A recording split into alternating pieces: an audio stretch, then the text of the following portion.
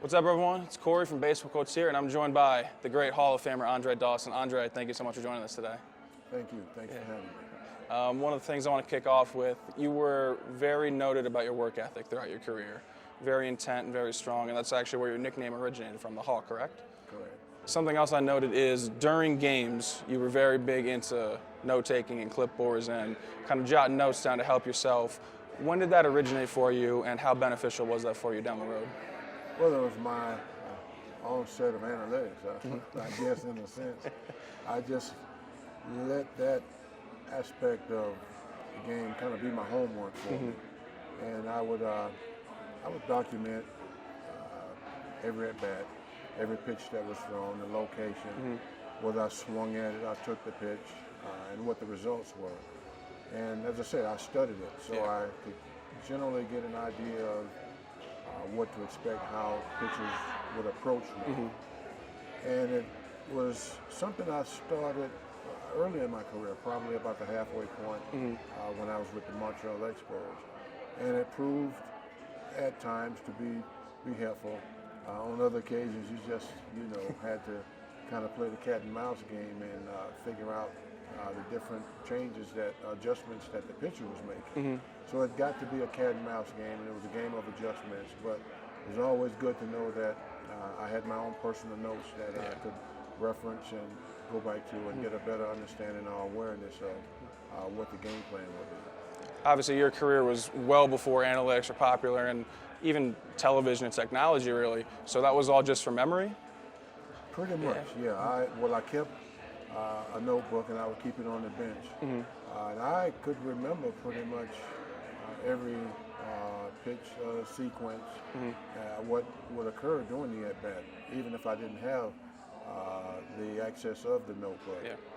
But yeah, for me, I just wanted to get a visual and study on preparation, adjustment, and what my approach would be. And I'm guessing night before games, you knew what pitcher was coming up. You'd go back, old at-bats, and cycle through kind of how they pitch you, how you approach you to kind of prepare for that night's game? Yeah, we have always had team meetings, and we go through the scouting reports. And that also would be an indication of maybe how a pitcher was faring his last few outings, what he was doing, what you could expect. If he had ups or downs, if he was on his game, and so forth. That was kind of the start-off point, and the rest was okay. I'm aware of what his game plan probably is going to be. Now, from a personal perspective, what adjustments do I have to make? What is going to be my game plan? Did any of your teammates kind of follow your lead and start taking notes down the road? Because I know you were one of the kind of first to do it. Did anyone kind of, did their notebooks start populating throughout the dugouts there in your career? Not really. The only person I saw do it that was a teammate was Vance Law. Okay. And he always used the term Gizo Pizzo. And he said, Gizo Pizzo, Hawk, you do that every day? I said, yeah. I said, it's a pretty common habit. At this point, and he just said, okay, he gave it a shot, and I would take a glance at him. I said, how's that working for you? So, but obviously he was the only other teammate that I saw go that route. Was there ever kind of a night where, like, maybe you knew a pitcher was coming up, you were maybe stressed out, or there was some nights where you're kind of sleeping easy based on the scouting reports that you had? Well, you're never really sleeping easy. There were some that were tougher than others. Some you enjoyed.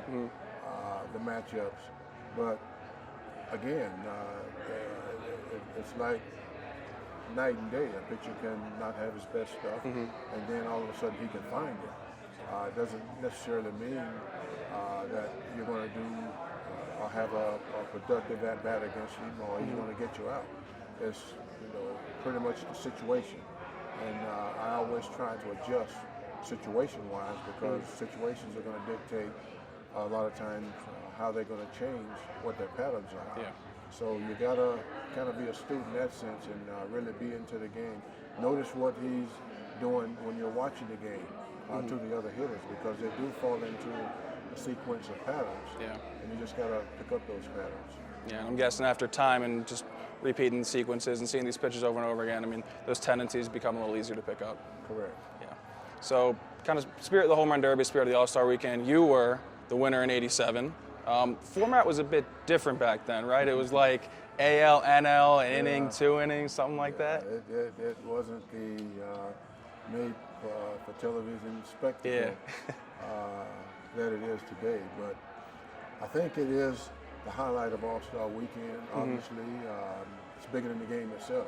And back when I participated, you only had 10 outs. Yeah. So I think it made you focus a little bit more. Now with the time clock, you don't want to gas yourself, but you can swing and kind of run out of gas, especially if you advance to the later rounds. But it's fun. It's fun and it's exciting. And I look at it this year. Obviously, every year there are a lot of strong guys, a lot of power hitters that get to perform, and it's good for the fans. The fans want to see the long ball. This being the spectacle again that it is. It's fun, and you got to look at it in that regard. You got to go out and have as much fun as you will. Be relaxed. Don't try to hit home runs. Do what you do naturally, and that stuff takes care of itself. Let's say, was that kind of your approach? Because I know, as you said, it's a spectacle now. It's drawn out. It's this huge production event. The first couple of years when you participated, it wasn't really televised. It wasn't really kind of this big thing that it is today. What was kind of the incentive to get players to do this, on like the league's perspective? Well, I think the incentive of being an all-star first was foremost because you took a lot of pride in that. And if you were having a good year, you want to participate. I think if you have something nagging, an injury or something, you may want to rest that. But you took a lot of pride. If you're going to participate, obviously you're going to participate to win. Always. And that would be, I think, the mindset of anybody who's asked to perform. I think it's an honor just to be asked to do it because people believe in your ability and they know what you can do. So you got to look at it in that regard, that it's an honor to, first of all, be selected to participate in it.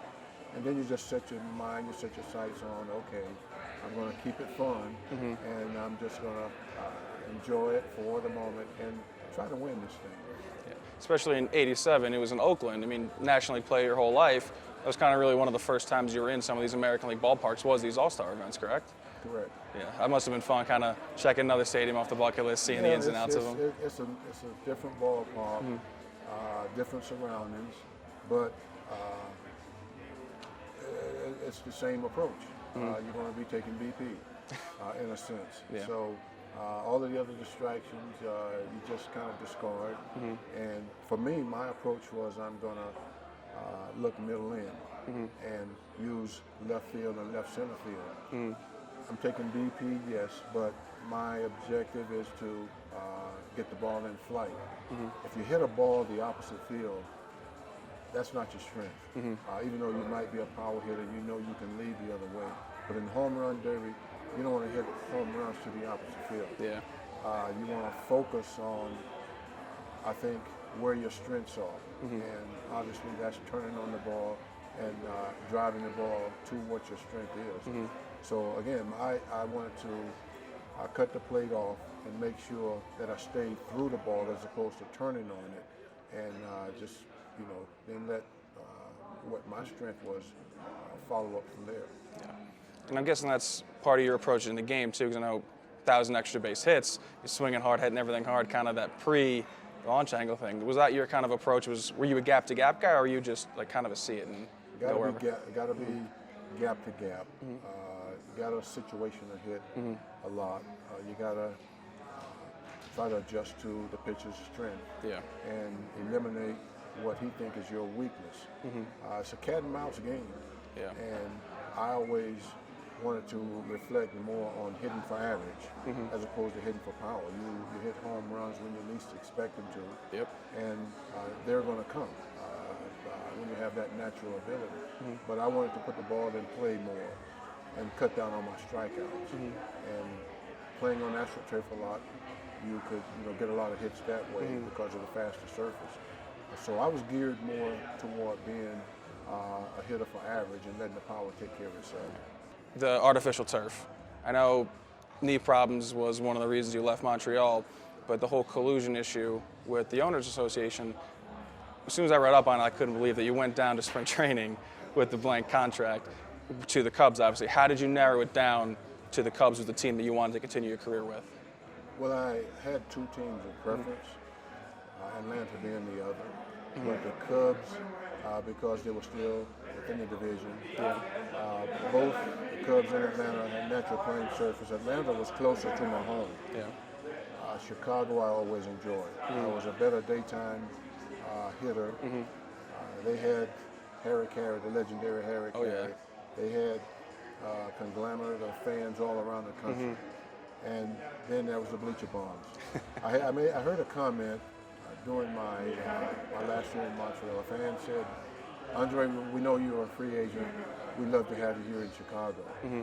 And that spoke volumes. That went a long way into the decision-making process. But I always knew that I enjoyed playing in Wrigley Field on an everyday basis, the daytime games. And I just said, this is going to be my preference of choice. If I'm a free agent and I have to take a cut in pay, then it's going to be where I want to go, where I want to play. And the first choice is Chicago. I'm assuming that cut and pay was also motivation for you to kind of say, hey, I'm still this player. I can still do all these things I used to be able to do, and I'm here to prove you all wrong, to say, hey, I can still do this even when, I didn't look at it in a sense of I had anything to prove. I still felt my better years were ahead of me. I finished runner-up to the MVP award twice in Montreal. And I knew I would never win that award playing across the border. And what happens, I won it the first year out of Montreal. But I just never doubted my ability. I just said, sign me for what you think I'm worth. And I'm going to be man enough and stand up to it. Yeah, $500,000 offer was an offer for me to refuse. And I knew that. But once they made the offer, I said, you know what? Thank you very much. I'll accept it. I look forward to being a part of the organization. And then you had those bonuses in there, right? The All-Star bonuses? Bonus clause, 50,000 bonus clause of games played, making the All-Star game, winning the MVP award, winning the Gold Glove, and I accomplished all of the bonus clauses. Kind of switching back to your time in kind of Wrigley, I know you played there in the division, but going off of kind of the reeds of the turf versus the grass, what adjustments did you have to make knowing that you played most of your career in Montreal on the turf as opposed to grass? Was like the reeds different? Can you judge how far a ball is going to go, that type of thing? The difference for me was like night and day. First, physically, that was the biggest adjustment for me because the AstroTurf provided a lot of wear and tear. And the grass was such a comfort zone. The AstroTurf played a lot faster. So for me, I looked at Wrigley Field because of the high sky, the bright sun in right field. I had to make that adjustment. But I was a seasoned veteran. And I knew how to play the elements. And I enjoyed that part of it a lot more because being at the AstroTurf was a lot faster. I had to cover more surface. And like I said, it provided the wear and tear that would slow me during my later years. But I enjoyed the natural surface, and it just made so much more of a difference. And I didn't really notice that until I played about 5 games in a row, and then we go on the road and play on a faster surface. And about 3 days in, I feel the soreness set in, and I felt playing on AstroTurf the discomfort throughout my career. But it was something that I would block out, put in the back of my mind, and just play through it. And I know you were talking off camera a little bit about when you did go to Chicago. That's also when you started getting interested in sports cards and sports collecting and memorabilia. So you're talking about some of the rookie cards you acquired, both baseball and across other sports. What were the kind of real ones you really wanted to go for kind of early when you first started out? Believe it or not, one of the very first cards that I purchased was Topps Mantle 52. And I purchased 2 of them from a guy out of New York. They came to me ungraded, and this was at the inkling of a friend of mine who I met in Chicago. He suggested I should think about investing in baseball cards because they do hold their value, and in years to come they're going to go up in value. Well, as I said, the cards were trimmed when I submitted them to be graded, and I reached out to the guy and I told him, I said, I don't want to cause you any problems. I said, but I submitted the cards to be graded and they came back trimmed. I said, I'm going to return them to you, just, return the funds. And there was no beef or no quarrel with it. He did. Yeah. And that was an eye-opener for me. Now I'm only going to purchase cards that are graded only. Yeah. So I took the route of purchasing Hall of Fame rookie cards. And the rookie cards of all sports, not just baseball. Yeah. And I found that to be very, very expensive. And before I knew it, I'm spending a lot of money purchasing baseball cards. And I look back at it, and I look at how the market just took off. And I didn't really set out to pursue that. Yeah, it got to be, okay, now you got to put this stuff stored somewhere where it's safe, where it's protected. Yeah. And that's always in the back of your mind. But I did it to give my son something to get excited about. Maybe he'd take an interest in it later on. And it turned out to be a big, big industry. The market just exploded. Now you got cards, you got tons of cards, you got them all over the place. So it's something that I enjoyed when I did do it.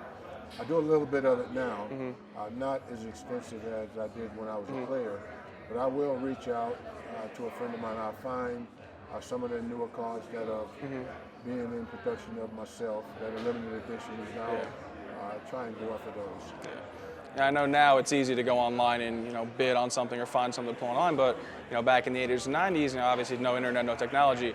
How do you get some of these packs of cards or some of these specific cards you're looking for? Is it through friends, word of mouth, or how do you go about kind of finding those? I don't scour the internet too much because I just, I know there's a ton of stuff out there. There's a friend of mine's son who works for the company in Atlanta, the grading company that is, and he's into the memorabilia and the cards, and he's always reaching out to me, and he will say to me, Hawk, this is something that I ran across on eBay. Take a look at it, let me know what you think. And I'll let him know. I'll say, it looks pretty interesting. I don't care for it. And he'll either purchase it for himself, or he'll purchase it and he'll forward it to me. That's awesome. So we do have a couple of packs here I'd like to rip open, kind of pick your brain on some of these guys. Got some Topps Baseball 2021 Series 2 cards and Series 1. So I'll give you the one, I'll take the two. We'll rip we got three each, so we'll hop into these and see who we can pull.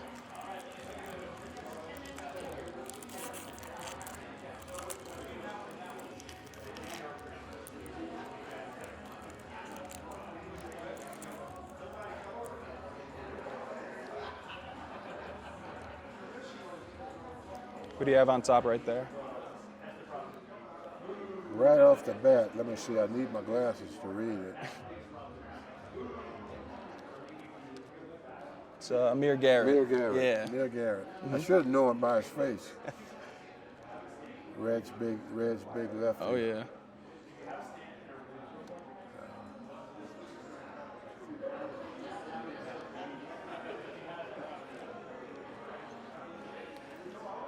Yankees second baseman DJ LeMahieu.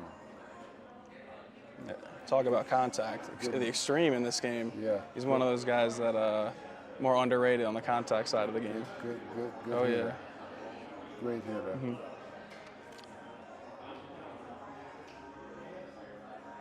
Roberto Perez you have? Roberto Perez.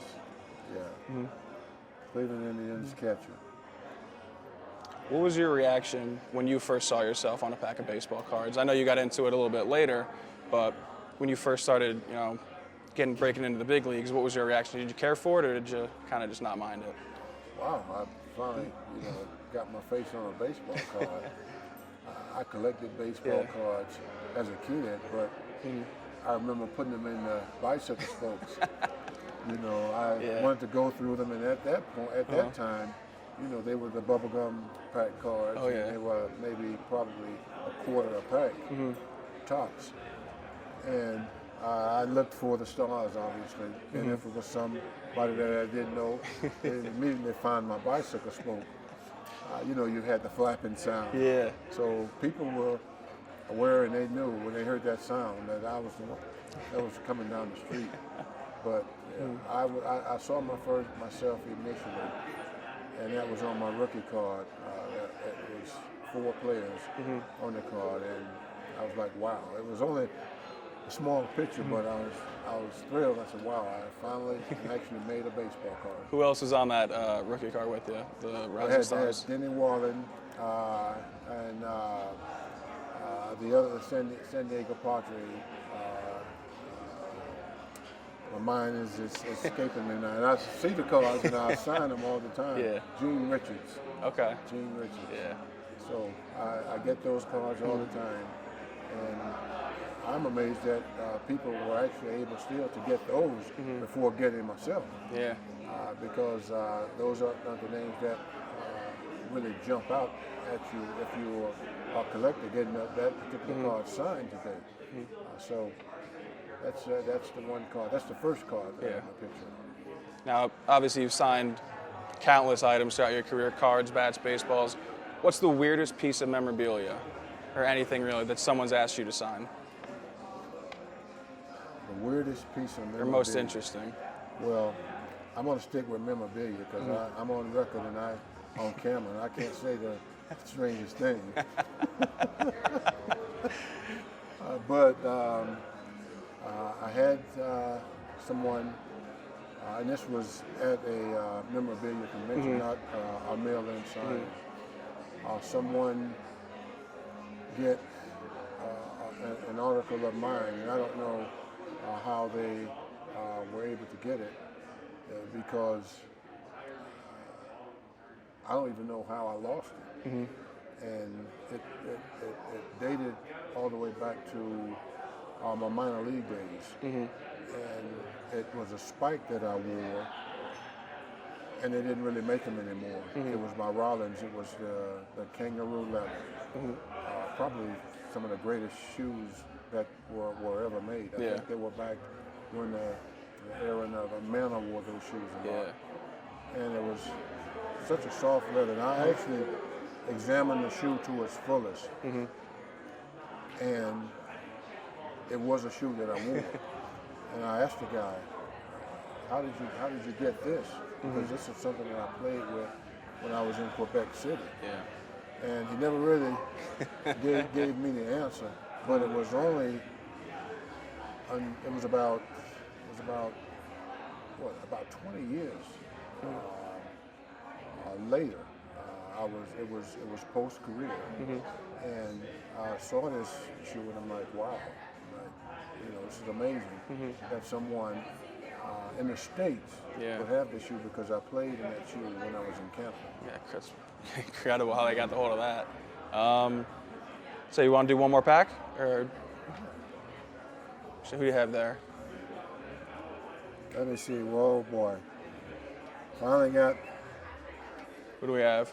The big little guy, young guy. Oh, Vladdy Jr. Vladdy Jr. Ooh, so he's an exciting young player to watch. I'm excited to see what he does in the future. Yeah, I understand that. He trimmed down a little bit. Oh yeah. Which obviously was, helping get through the zone. He's strong as a left. Yeah. And he's hitting those monster shots. Oh yeah. Just like his dad. Yeah, I was about to say. You can't find a weakness with him. So you just probably try to crowd him and hope he get himself out. Last thing, really, was there ever a quote, inspiration, or something you really drew to, kind of in your career, or something that you kind of always drew inspiration from, a quote or a saying?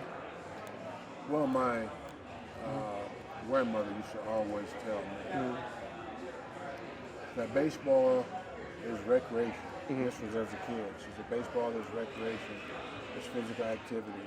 You enjoy it for the fun that it is. Yeah. And she knew that I always had aspirations to play the game. She knew that I wanted to chase the dream of being a professional baseball player. And she said, just follow your dreams. She said, take God with you everywhere you go in life. Be grateful for your blessings even before you receive them. Don't ever let someone tell you that you can't accomplish something. She said, get down on your knees and be thankful for your blessings. And if you got the talent, if you got the ability, someone will take notice and it might manifest. She said, but first and foremost is your education. Oh yeah, education's always number one. Andre, I want to thank you so much for taking the time today, joining us, open some packs, talk about your career. That was awesome. Thank you for taking the time. Hey, I enjoyed it. Thank you very much. Thank you.